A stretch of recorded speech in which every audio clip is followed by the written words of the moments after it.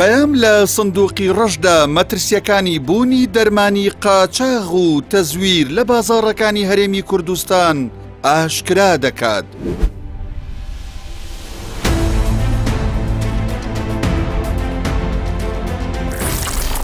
بەهۆی لاوازی و کەمتەرخەمی وەزارەتی تەندروستی، ئاسایشی دەرمان لە هەرێم کەوتووەتە مەترسیەوە. دەرمانی قاچاغ و تەزویر هەڕەشە لە ژیانی هەمووان دەکات. بازرگانیکردن بە نەخۆش، بوونی دەرمانی قاچاغ و تەزویر لە بازاڕەکان تاوانێکی گەورەیە و حکوومەتی هەرێمی کوردستان لی بەرپرسیارە. بۆچی دەرمانی قاچاغ لە بازاڕەکانی هەرێمی کوردستان بوونی هەیە؟ وەزارەتی تەندروستی و کوالەتی کۆنتڕۆڵی جۆری دەرمان شکستیان هێناوە لە کۆنتڕۆڵکردنی دەرمانی قاچاغ. بەپێی ئاماری وەزارەتی تەندروستی، تەنها لە ساڵی 2022 150 تەن دەرمان و پێداویستی پزیشکی قاچاغ و ماوە بەسەرچوو دەستیان بەسەردا گیراوە.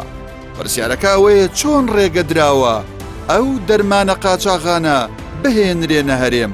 دەبێت چەند تەن دەرمانی قاچاغ دەرخواردی هاوڵاتیان درابێت؟ لە هەرێمی کوردستان زیاتر لە 1600 دەرمانخانەی فەرمی و زیاتر لە 10,000 شوێنی نافەرمی دەرمان دەفرۆشن.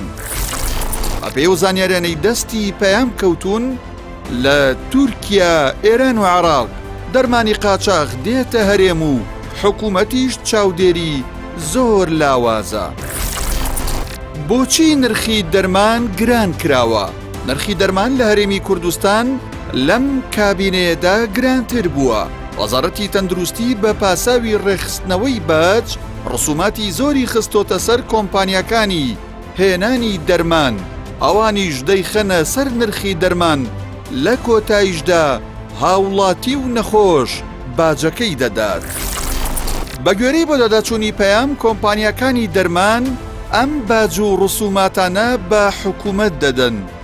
باجی کۆمپانیا، باجی گومرگ، باجی دەخل و فرۆشتن، ڕسوماتی سێکتەر و پشکنین. بەپێی بەداداچوونەکان، گومرگی دەرمان لە 5%، پێداویستی پزیشکی لە 2% و ئامێر لە 15% باجیان خراوەتە سەر. ئەمەش نرخی دەرمانی زۆر گران کردووە. هەروەها پارەی پشکنین بۆ دەرمان بۆ 2 هێندە زیادی کردووە. بۆ نمونە، پشکنینی حەب لە 200,000 دینارەوە کراوەتە 500,000 دینار.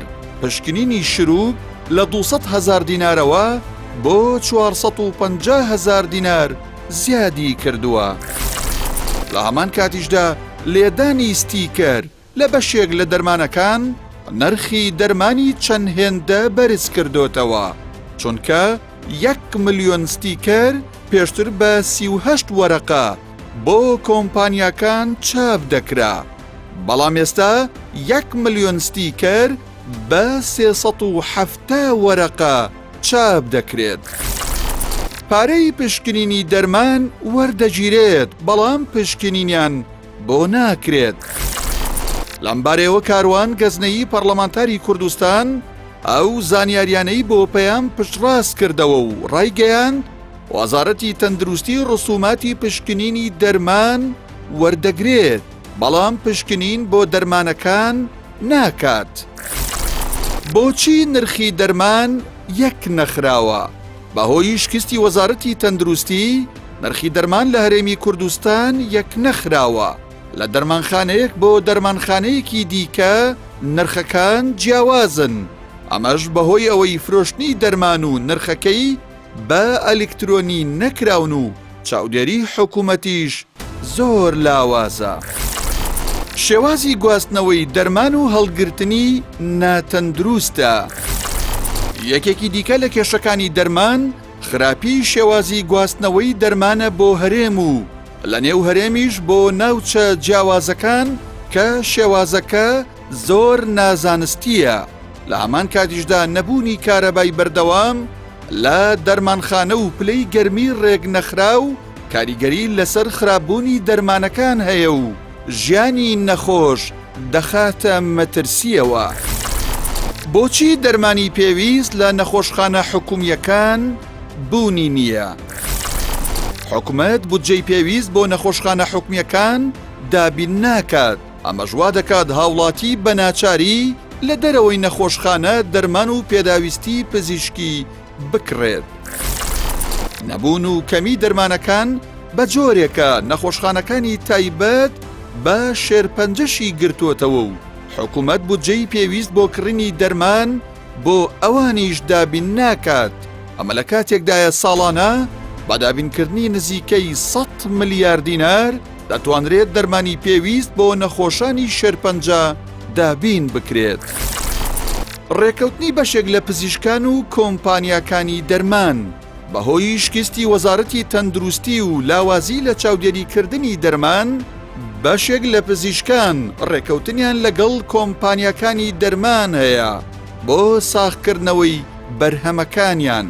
لە بەرامبەردا کۆمپانیاکان ئیمتیازیان پێدەدەن. بە جۆرێک کاتێک نەخۆش دەچێت بۆ لای پزیشک، بەشێک لە پزیشکەکان دەرمانی کۆمپانیایەکی دیاریکرا و بۆ نەخۆشەکە دەنووسێت. بەڵێنی دروستکردنی دامەزراوەی خۆراک و دەرمان نەبرایە سەر.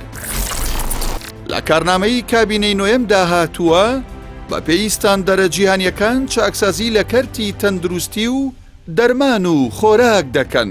بۆ ئەم مەبەستەش دامەزراوەی خۆراک و دەرمانی هەرێم سەر بە ئەنجومەنی وەزیران دادەمەزرێنن، بەڵام بەڵێنەکەیان نەبردە سەر.